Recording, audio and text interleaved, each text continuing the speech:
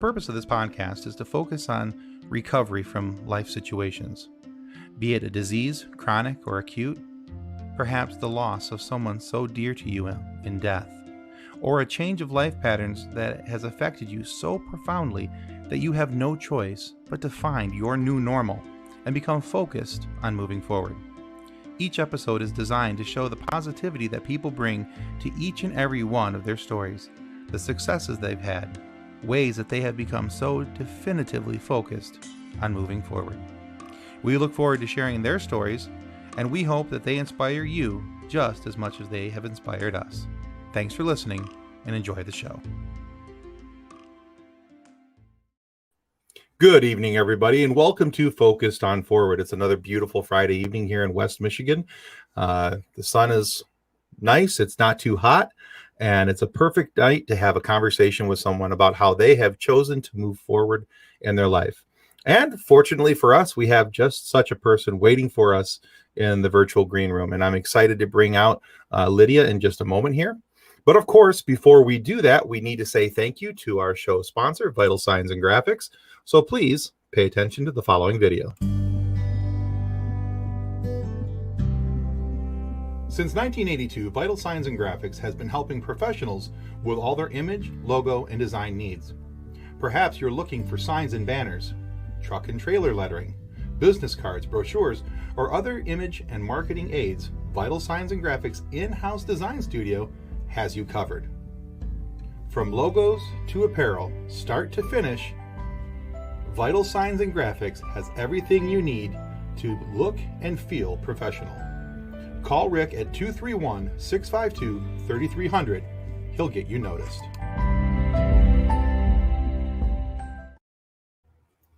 All right. So again, if you're interested in having a logo worked up for you, some type of design, you need shirts, hats, business cards, coffee mugs, banners, signs, whatever it is that you need, Rick can do it for you. Give him a call at Vital Signs and Graphics. The phone number again is 231-652-3300. Okay, guys, it's time for us to bring out our main attraction, the star of the show. Please welcome Lydia Knorr. Hi, Lydia. Hello, Tim. How are you? I am doing very well. So Lydia and I met through a Facebook group, and I'm excited to have her on tonight. She's got a fabulous backstory of not only what she's had to go through in her life, and of course, the thing that we like to focus on here on Focused on Forward is how people, in fact, do move forward. And Lydia has a very inspiring story for us, and I'm so anxious to have you guys be able to listen to her, because not only is she an awesome speaker, but she's also a TED Talk person. You're not? I thought you were. Okay. Wannabe. She's in the process of becoming a TED Talk. Okay, sure. Set me up there. Thanks. There we go. She's in the process. They're going to draft her. You know what's going to happen. After you listen to her tonight, you're going to be like, yep, they're going to get her on a TED Talk. But she is an author, and we're going to talk about that with her book. So Lydia, again, thank you for being on the show. And whenever you're ready, please include us in your story. Oh, absolutely. Thank you so much. That was wonderful. Well, listen, I'm just, I'm going to put my phone on silent because of that. Cause those calls are going to be coming in now, I'm sure. Any second now. Any second now. Yeah. Absolutely. I do have a story about moving forward, and it comes on the heels of some really pivotal life moments. And I'm going to give you sort of the background first, and then what happened in my life to push me forward. So, pretty normal middle class upbringing, intact family, great parents, 2 older siblings, university education. I was in the field of nutrition for 25 years as a registered dietitian. And I had some great opportunities within that career. Met a lovely man while I was in university, married, had 3 daughters of our own. Life was going along just great. And somewhere in my mid 40s, I found myself feeling a little restless. I think that happens to a lot of people at some point in their lives. What is my bigger purpose here in this lifetime, right? Created the nice family life, the home, got a good job, husband's got a good job, but there's more that I'm meant to be doing. But it was really starting to nag at me a lot. And I'd say to my husband, I don't know what it is. Everything's great that we've created, but something on the inside is missing for me. And he'd say to me, just do what makes you happy. I'm like, okay, well, that's a really simple answer, but that's widespread. What does that look like? Do what makes you happy. That's a broad stroke. Yeah. That's a broad stroke. What does that look like? He'd also follow it up by saying, you know what, don't spend so much time worrying about it. Just be present, be in the moment, just take in what's going on around you now. Okay, cool. So that was the advice he left me with. So, I'm sitting with this and I'm going, okay, push it down, just forget about it. In the meantime, I'm watching him grow in his own career. Not envious at all, like happy for him, but I'm also watching the toll that this is taking on him. So he's grown into a job where he's now at a, senior executive level, doing a ton of travel. And I'm watching the fatigue set in, and I'm seeing the toll the travel's taking on him. And we always had this check-in point. We'd say, are you happy? And as long as the answer was yes, that's okay. But if it's not okay, it's not yes, then we got to figure out what we need to do to shift that. But the answer was yes. And the job was requiring him to be away more than he was home. But he said, it's a time, it's a process, it's a couple of years in of this kind of work, this kind of schedule. It'll settle down, I promise. So one day I drop him off at the airport, Tim. This is back in 2013. Okay. And he's doing a 5-day whirlwind trip to China.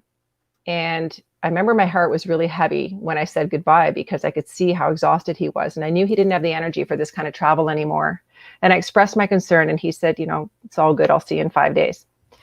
3 days later, my phone rang at 3:00 in the morning, and I saw the name of his boss on the caller ID. And I bolted out of bed, and I knew something bad had happened. I thought a heart attack or maybe a car accident or something, but never did I expect to hear his boss say to me, we don't know what happened, but your husband is dead. Oh, wow. Yeah. And so you can imagine, it's 3 a.m, and I'm like, what happened? We don't know what happened. We just know that he didn't come down for a meeting. We went up to check on him. He had passed away. So I'm sitting with this news, and, my pragmatic side says to me, there's no point in calling anybody at this hour. It's 3 a.m. It's not going to change what's happened. I'm going to tell my children when it's time to wake them up for school. I'm going to call his mother in a few hours. And I'm sitting with this news. But the crazy thing is, I'm so aware of what's happened. But at the same time, too, I feel this incredible connection to him. I can almost feel this transition that he's going through. And I feel this immense amount of love and gratitude come over me. And I'm really taken aback by it. But what I'm feeling is just memories coming at me, flooding from all the years that we spent together. We've been married 20 years at this point. Okay. And I'm thinking to myself, something bigger is at work in your life here, because how is it that you're just feeling love and connection and gratitude for everything you had with this person when you're not going to see him again. Mm-hmm. And so that was a moment of some sort of awakening for me, where I just knew that there was more at work in my life. And of course, in the months and weeks that followed, I had a ton of support. My life was just a whirlwind of a revolving door of people coming into my home and supporting myself and my daughters. So I knew that the hard journey would be in the months, the future months ahead, when everybody's lives went back to what they had to be. And I really wanted to maintain some sort of a connection to what it was that I was feeling in those early hours. And so I started doing a ton of reading, on what happens when we die, and grasping onto things that felt tangible and relatable to me. Sure. And I started spending a ton of time in nature and just getting quiet and seeing, what's coming to me in terms of my own emotions and thoughts and feelings. And I had this really epiphanous moment, which is kind of interesting, because I always think when we have these big moments, they're really in the small things. And I was out in nature, and I think I was watching the water, Tim. And I realized that, for a period of time, I wasn't thinking about everything I'd been through and the grief and the sadness of losing my partner. And I wasn't anxious about what was yet to unfold, that the unknown. I realized when I was present that I was completely peaceful. And I went, oh my God, that's what I've been searching for. I've been searching for inner peace. I've been searching for that Sure. space, that time and place and space within me where I'm just completely calm. That was that thing that I was missing all along, that I had spoken to my husband, years earlier, saying something's missing for me. I didn't know what inner peace felt like. And so now I had it, and I knew that I had an opportunity to take this and share it with people in a bigger way, because I'm going to backtrack again. In my career in my career as a dietitian, I had a really diverse, experience in that field. And one of the things, the way I ended my career actually as a dietitian, was working in media. So I was representing different brands and working on TV and in radio and in print.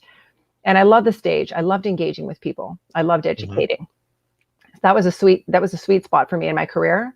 but I knew that I wanted to speak something that felt more authentic. So when I discovered this inner peace, and to me, right away, I knew that I needed to take a very important message that was about getting in touch with who you are, doing the inside work, turning inward and getting quiet and getting to know who you are. I knew that was the message I wanted to share from a stage. So I started developing something that was called Discovering You. And you, I used an acronym from you to actually translate or tease out into your own uniqueness. Discover your own uniqueness. Who are you? And when you discover who that is, that'll probably lead you to what you are to be doing in your lifetime.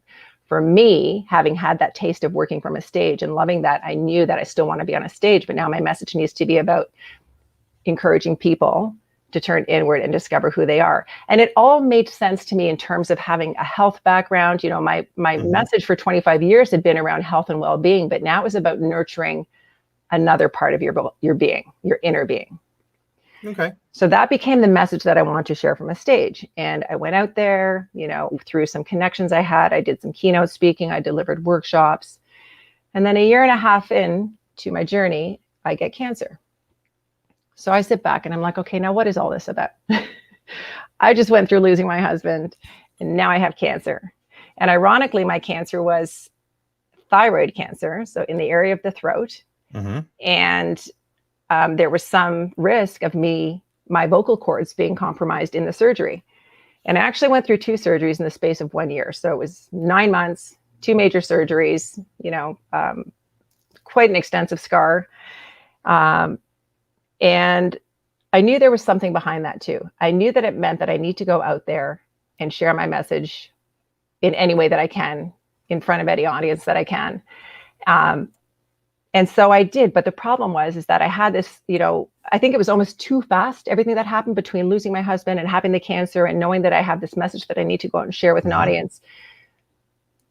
And it seemed to make a whole lot of sense, but it was trying to find a way to package it up that felt authentic, but that would also resonate, you know, and allow people to say, this is, you know, this is sort of the way you want to live your life. This is how you're going to live your life in order to thrive and to be fulfilled. And so by day, everything was going along well for me. But what happened is by nighttime, when the friends weren't there and the kids were gone to bed and I didn't have, you know, the networking and, you know, different opportunities in front of me, things got really quiet. And it all, you know, all that sort of momentum and strength and resilience that I felt by day just kind of came over me, and I needed something more. And I started turning to wine to kind of get through my evenings and my quiet times.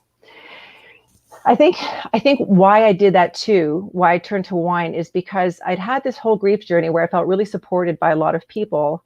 And I myself swept the whole cancer piece under the rug because that was my own journey to endure on my own. The grief journey, losing my husband, wasn't just me losing my husband. It was my kids losing their father. It was his parents losing him. It was his sister losing him. It was his friends losing him.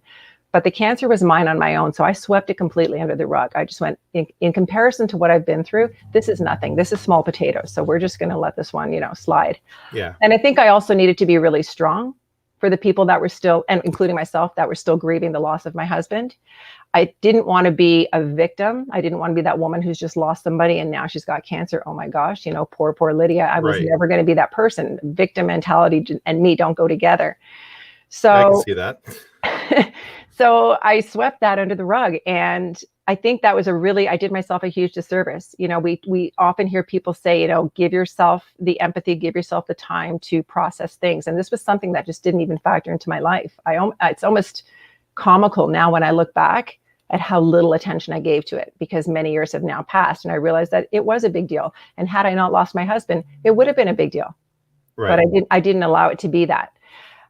So I think that a lot of these things that maybe I didn't navigate very well or give myself the time to process were part of the reason that I turned to something to cope, you know, something to help me cope in the evenings. And I think to take an easy way out, I just decided that, you know what, I need to put all of this talking aside, speaking from the stage, sharing my message. I need to sit with everything that's happened and process it. So I took the easy road. I took a corporate job as a dietitian. You know, something came across my desk and I took a corporate job and I sat in that interview, Tim, and I said to myself, can you do this job? Absolutely. Do you want to do this job? Absolutely not. But I took it because it was the easy way out. It was getting me out in front of people. It was an easy paycheck, and I didn't have to think about everything else. It was another way to kind of just let all of that other stuff that had happened in my life go and just put my dietitian hat back on and just do a job. And so I did something right then and there that didn't serve me. And I knew it wasn't serving me, but I did it anyway. And at the same time, now I'm going to say we're probably 4 or 5 years into my husband's passing. I'm dating again. And I enter into a relationship, which again, for all intents and purposes, looked lovely from the outside, but it was not a good fit. And I knew that from the beginning, but I was in it anyway, just because sometimes, there are certain elements of a relationship that do serve certain parts of what you need in that moment in time. Sure. But deep down, I knew that this relationship was not was not where I needed to be, was definitely not something that I saw myself in long term, but I stayed in it. And so between the job and the relationship, I drank more. And I was unhappy. And I felt like the least authentic version of myself that I've ever felt in my life. I was playing small and I was stuck. So about a year or two passed and I said to myself, you know what, enough. You have this gift. That something bigger was working with you in your life to allow you to feel love and gratitude and connection right at that time of passing of your husband. You've done the homework, you've done the research, you've talked to people, and people want what you have. They want to be inspired the way you are inspired. So what's holding you back? And the only thing that was holding me back was me, myself, and I. So when you talk about moving forward, it was this pivotal turning point moment. And I knew, again, it was a small thing. It wasn't a big thing. It was just me waking up one day saying, I've had enough of me, and I've had enough of making decisions that don't serve me, whether they're professional or personal. They don't belong in my life. They don't align with what I know I'm meant to be doing in this lifetime, and they don't align with the things that I value. I've always valued health and well-being. I have 25 years to prove that. I have 25 years of experience behind me. My life has always been about fitness and well-being and health, so the drinking did not align with that. My whole reason for being, what I discovered through my journey, was that I need to go out there and inspire people to turn inward, to figure out who they really are and live from that place of authenticity. Well, I'm not being authentic right now, am I? So these were the things that were going through my mind that allowed me to say, hey, you know what? Enough. And I knew probably for about 2 years before I took my last drink, and I haven't had a drink for over a year now, but I knew for probably a good 2 years that this was going to happen. I knew there wasn't going to be any catastrophic rock bottom event. It was going to be me waking up one day saying, I've had enough. And that's essentially what happened. And it really just came down to aligning with the things that I wanted for myself and saying, who are you? And I knew who I was. And this was the one piece that didn't line up. And it was a matter of stepping out from under that cloud and saying, okay, away you go. And so it's been full steam ahead ever since. Excellent. So I have a couple questions for you based on your story that, because you've gone through a few things that I have never had to go through. So my wife and I have been married for 23 years now. I've never had to endure losing a spouse. We also have 3 children.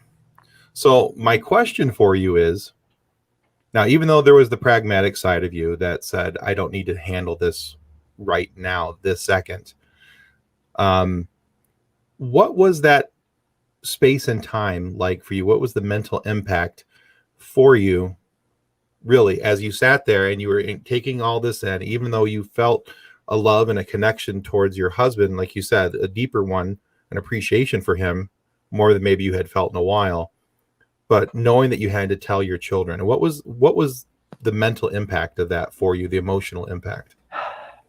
Yeah,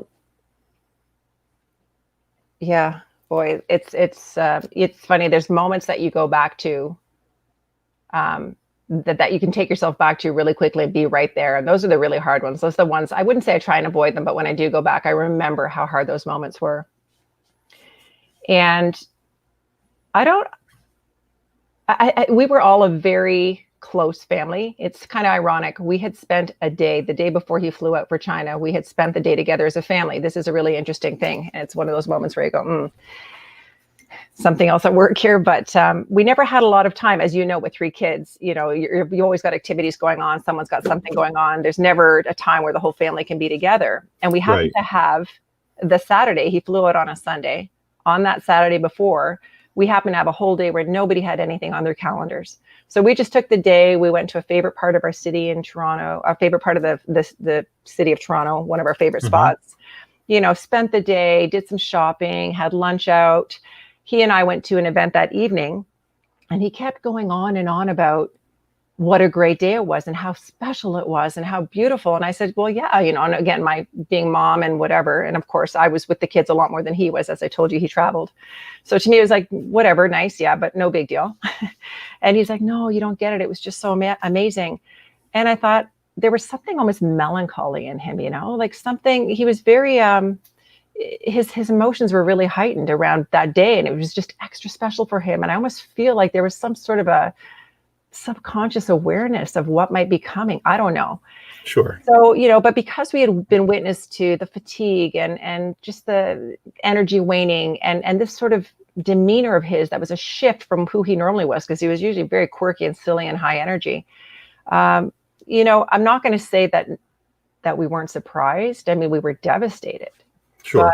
But honestly, I actually recall one of my children saying to me when I gave them the news, she said, I knew something bad was going to happen. I think they just felt something, there was a shift. They were that connected to his energy and who he was in his normal demeanor that we'd all felt a shift. Something was off. So, was it devastating? Yeah. To tell the kids, was it the worst thing I've ever had to tell them? Hell yeah. And I hope I never have to, give them any kind of news like that again, because how do you tell someone that? I was so grateful that they received it as they did. I was so grateful that his mother received the news as graciously as she did without, she lived in another city 2 hours away. So, I mean, I couldn't go and be with her, so it's, how do you deliver that news? Yeah, and I don't want to say like, oh, I've always wondered that, but I will say that I have been curious if put in that position, how I would respond, how I would be able to deliver that news. I don't think that it's, and as often as I have considered that, because, when we've been to friends or families' funerals and things like that, I think it's probably one of those positions in life that you're not prepared for until you're in that moment. And even when you're in that moment, you're not prepared for it. I'm going to venture a guess. Absolutely. I think my exact words were, now that I'm going back to that moment, I went into my daughter's, I woke up my youngest daughter, and two of my other daughters shared a room. And I think they woke up just as I was about to go into the room and said, why didn't you wake us up for school? And I said, come sit down. I need to talk to you. And then I just started to cry, and they knew. I said, I have some really bad news. And they just said, and they just lost it. And they said, I knew it. I knew something bad was going to happen. So oh, wow. Okay. They were aware. Yeah. Okay. So moving forward from that, having talked with other people who have been a widow or widower, I think that's what they call him, a man who's been widowed, mm-hmm. a widower. That just because there is a death doesn't mean that connection to the person that you've spent all this time with is now severed and it's gone or anything along those lines. So what are some of the ways that you keep the memory of your husband alive moving forward? Oh, do you see the smile on my face? I know that your listeners can't see this, but I'm laughing because first of all, like in the early days, we talked about him all the time. We still talk about him. It wasn't this taboo subject, Actually, the first thing I said to the girls, Tim, after I gave them the news, this is exactly what I said to them. I said, we are still a unit, the five of us.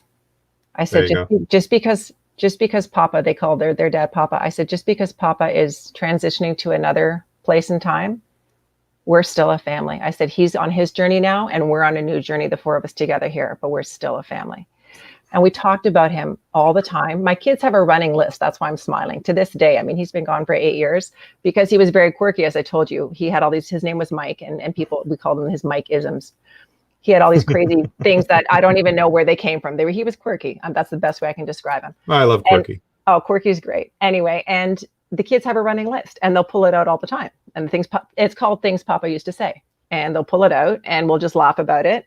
And we have, the home videos, and of course with COVID and everybody weaving in and out of the house over the last 2 years. And it's been beautiful because I didn't ever expect to have all three of my girls home again at one point, but they have frequently been home together. So the home videos come out, lots of laughter, it's good. It's really good. We've kept his memory alive. And the beautiful thing is he was a really impactful individual, and his friends keep his memories alive. We can talk about things and people share things with me that came up that reminded them. And I think it's great. I love hearing the stories. That's wonderful. Yeah. Okay. So let's move a little bit forward in the story more. Now we're at the point of dealing with cancer.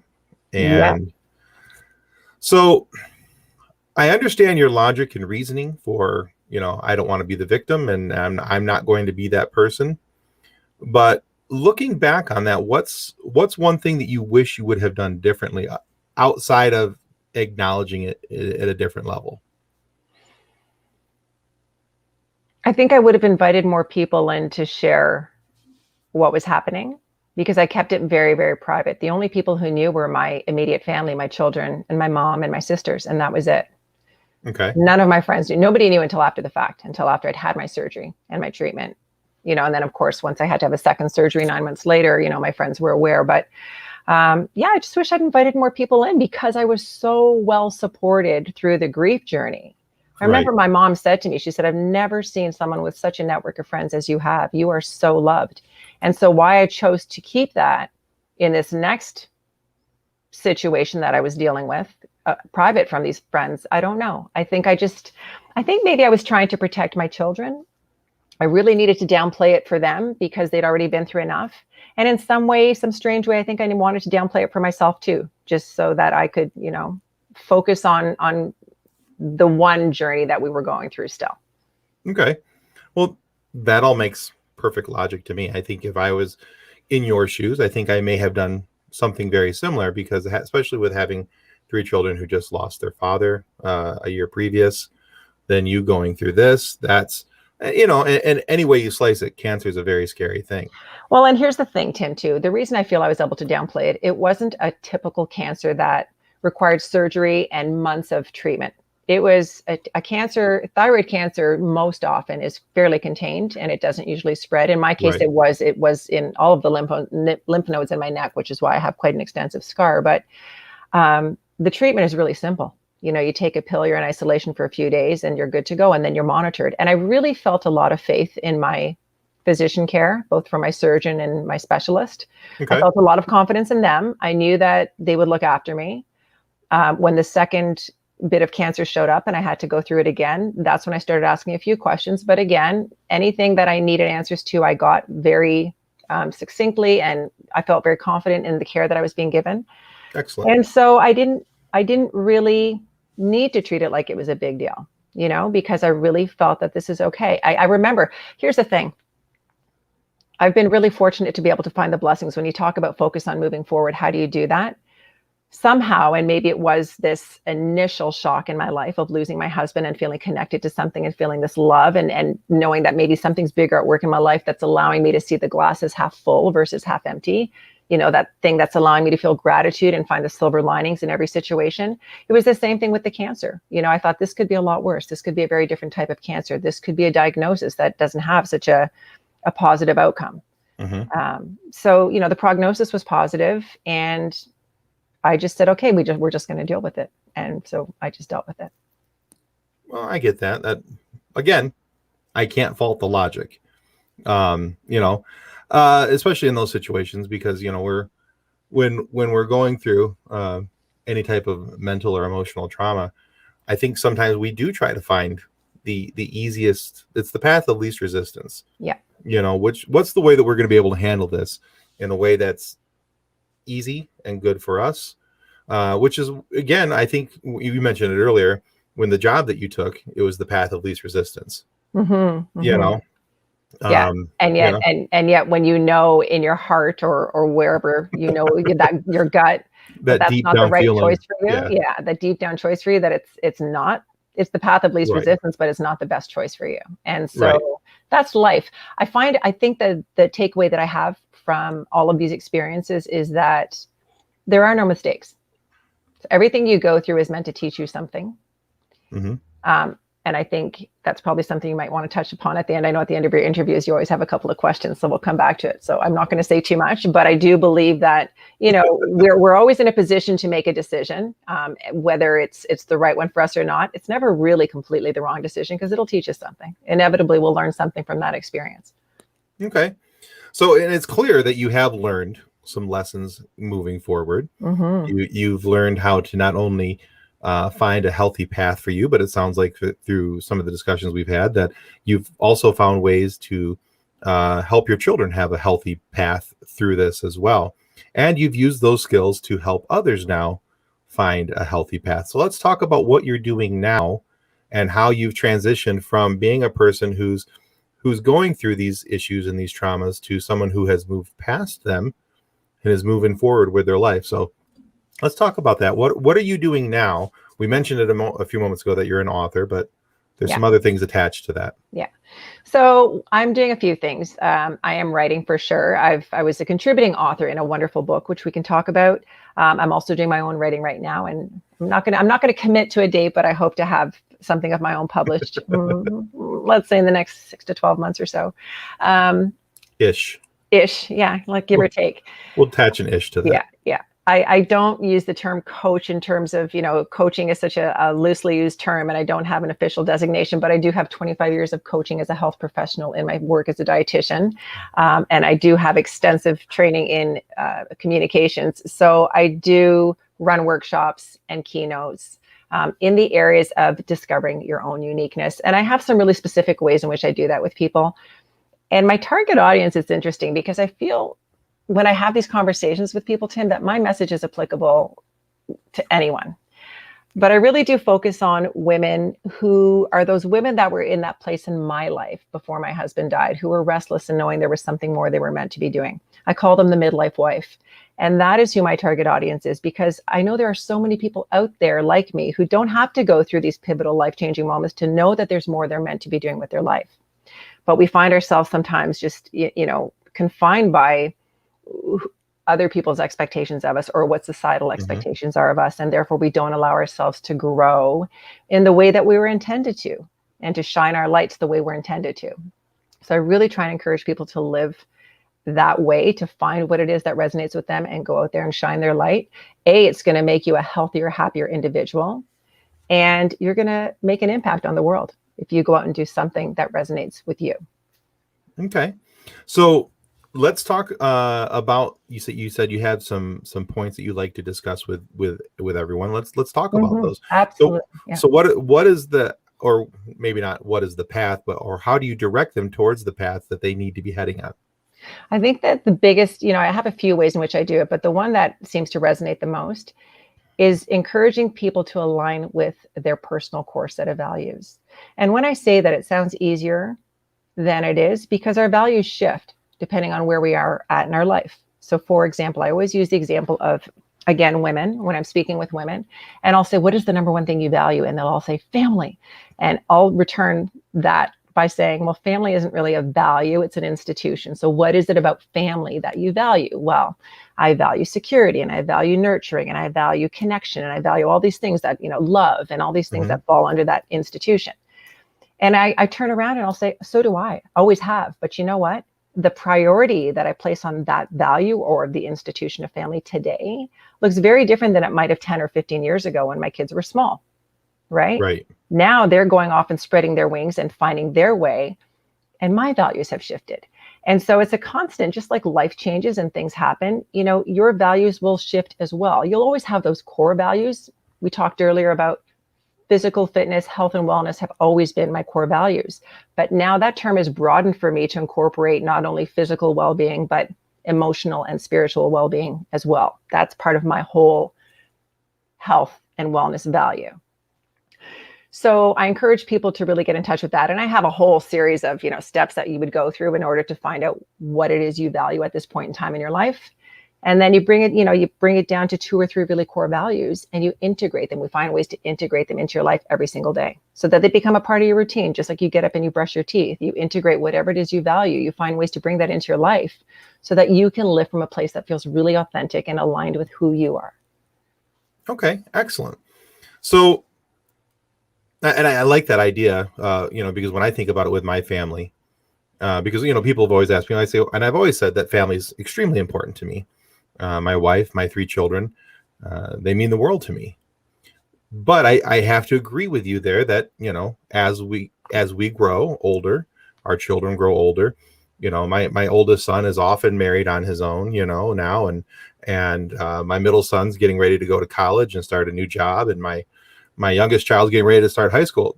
My needs and my concerns for them now in life are different than when they were all preteens living in my home, and so yeah, I see the point that you make there about it being an institution, not necessarily a value, and I've never really thought about it that way until tonight.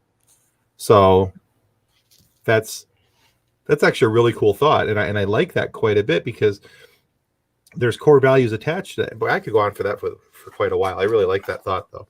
Yeah, I think, and I'm glad that you see that, because a lot of people would just say family, and a lot of people don't want to hear you. It's not a contradiction. It's just explaining that there's so many things that go into that umbrella. Yeah. And some of the things that go into what you value about family will shift as well. You're always going to love that. The love piece is never going to shift. Right. But, maybe the security or the nurturing will, in terms of nurturing those people, those little people that you were once more responsible for, right? So, and that's okay. It's giving yourself permission to say, it's okay to actually take a look at me and what do I value? What's important to me? I also talked to you about loving the stage and loving the connection to people. So I always I loved connection.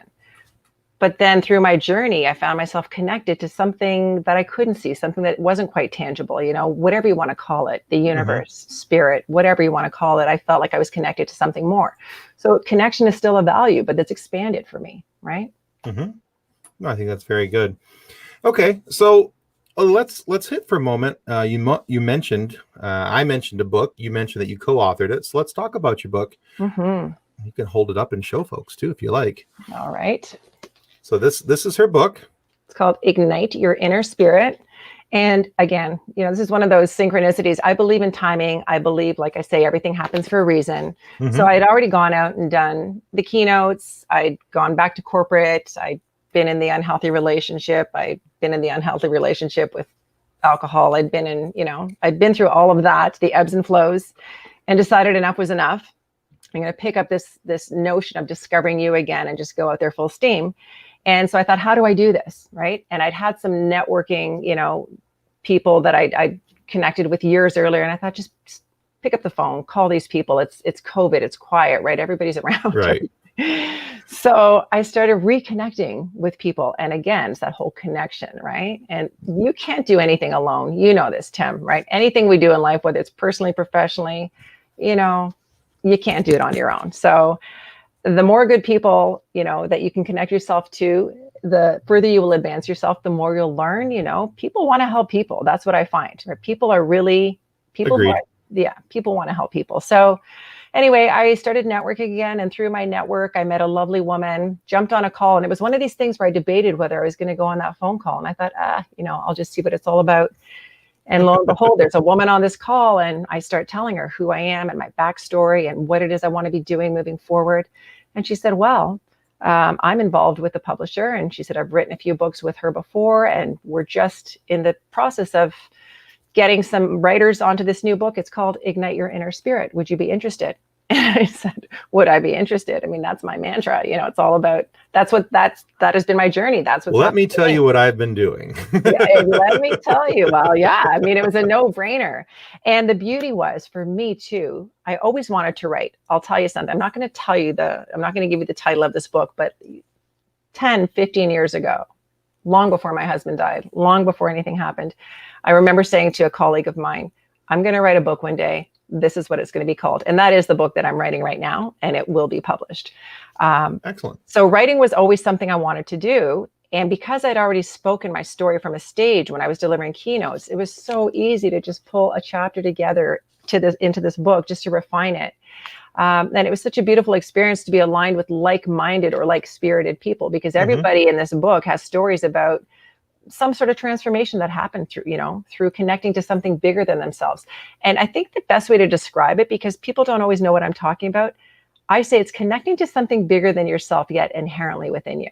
It's what is in the deepest, most deep-seated part of yourself. It's that part of you that knows yourself better than anything else, but we quiet that part of ourselves down all the time based on other people's expectations or societal norms or whatever we think we're supposed to be or do or think or feel.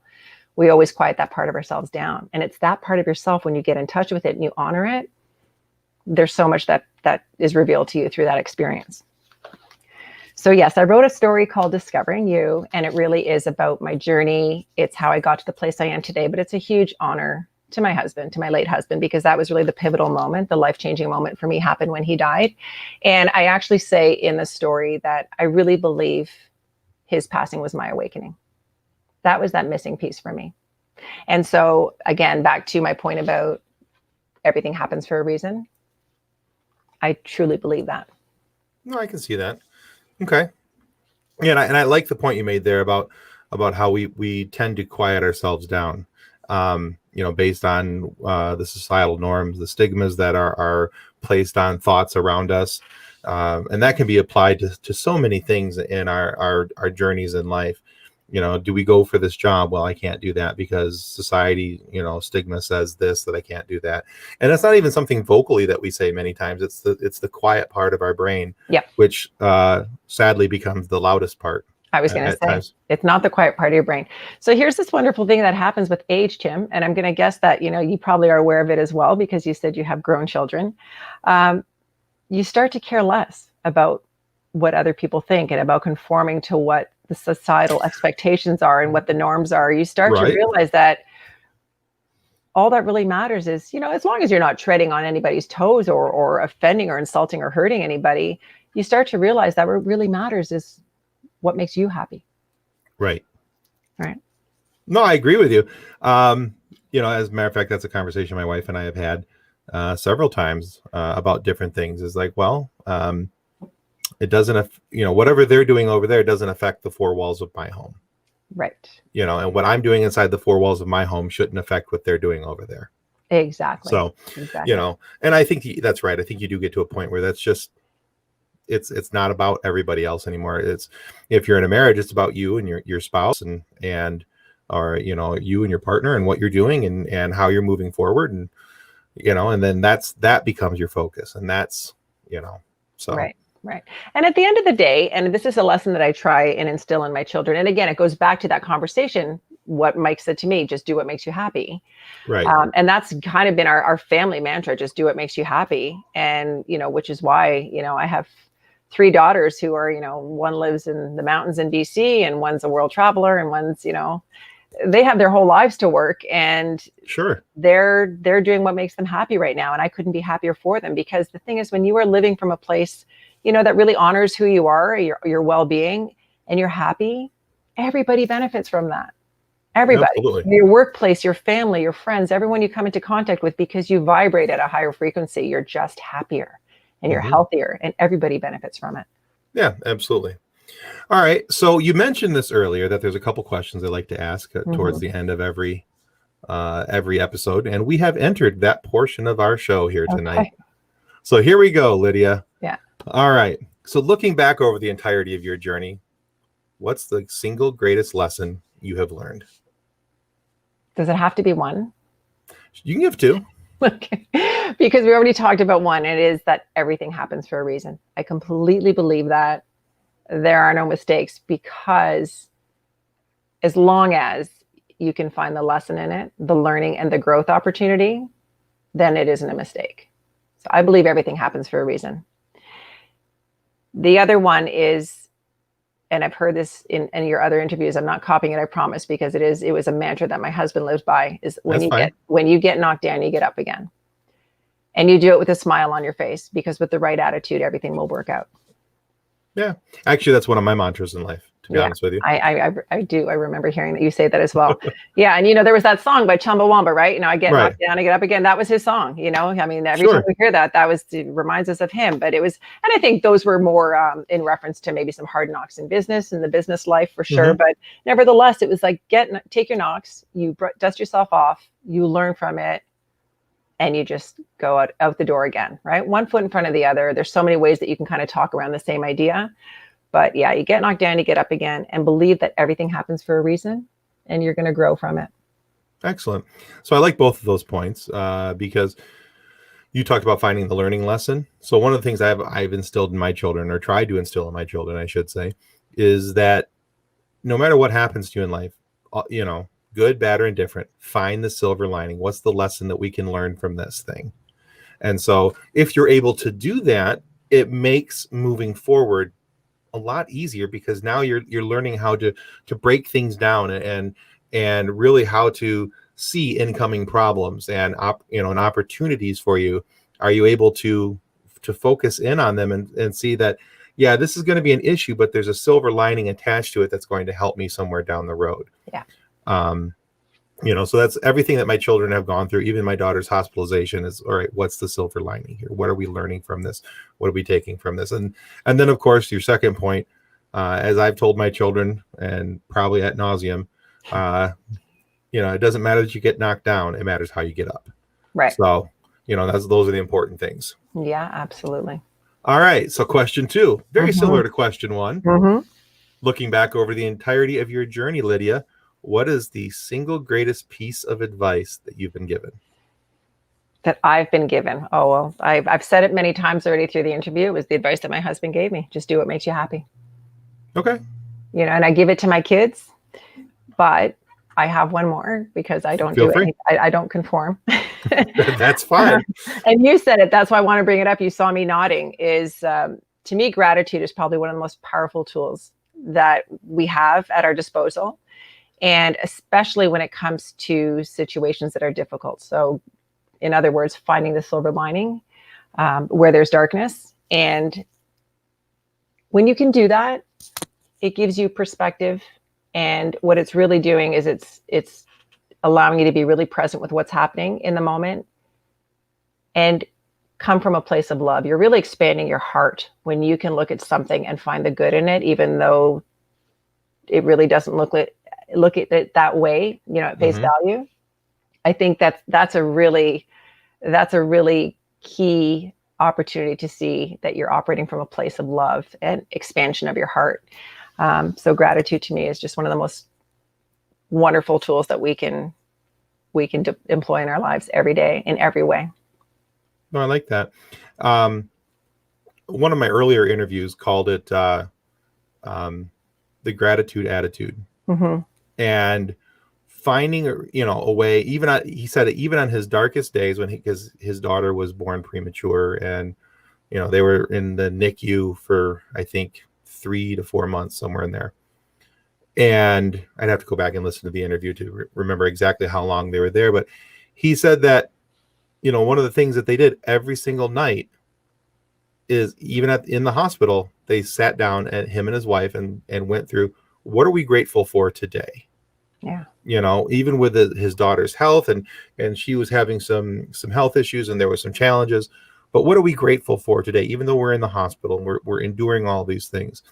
And I think that having that attitude of gratitude is a massively big deal, because if we can't figure out what we're grateful for, then instead of taking the path that's leading us to being focused on forward, we're now on a squiggly path where we don't know where we're going, and it's easy to lose our way. Yeah. So, but yeah, I was looking in my I actually say I talk about gratitude at the end of my chapter, and okay.